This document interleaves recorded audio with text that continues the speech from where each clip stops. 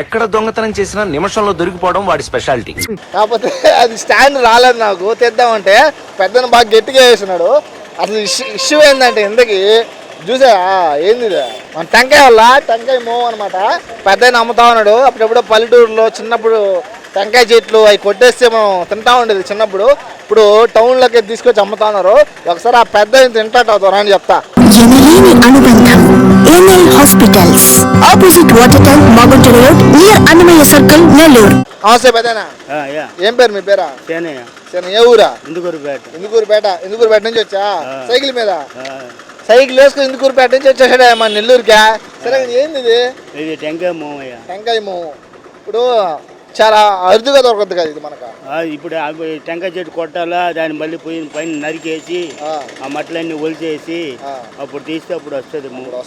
మామూలుగా ఎప్పుడు నుంచి చేస్తున్నావు వ్యాపారం ఇది? ఇది 2000 సంవత్సరాల నుంచి చేస్తున్నాను. 26 సంవత్సరాలు. టెంకాయ చెట్లు అన్ని ఆడ నుంచి వస్తాయి నీకు కొట్టేదానికి?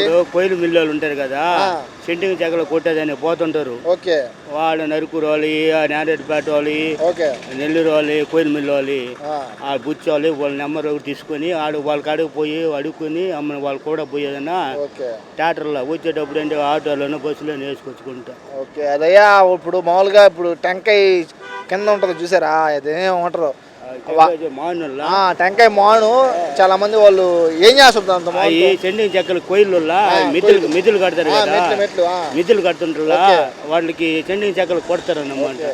ఆ చెక్కల కోసం అయితే కొట్టేస్తారు. అప్పుడు ఈ పెద్దయినా వాళ్ళతో మాట్లాడుకొని వాళ్ళ దగ్గరికి వెళ్ళి 1000 రూపాయలు 800 అటు కొనుక్కునేదన్నా కొనుక్కుంటాను.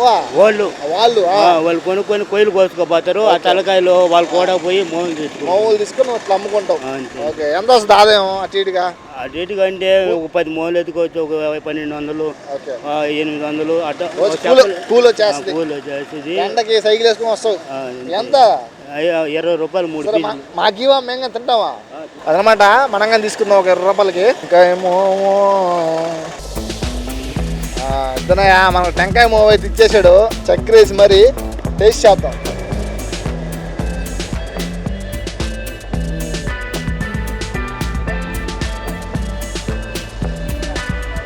మనం లేత కొబ్బరి తిండి ఎలా ఉంటుందా అలా ఉందా టేస్ట్. చాలా బాగుంది. ఎప్పుడైనా మన తాత మీకు నెల్లూరు రోడ్లో కనిపిస్తే ఖచ్చితంగా తీసుకోండి తాత దగ్గర.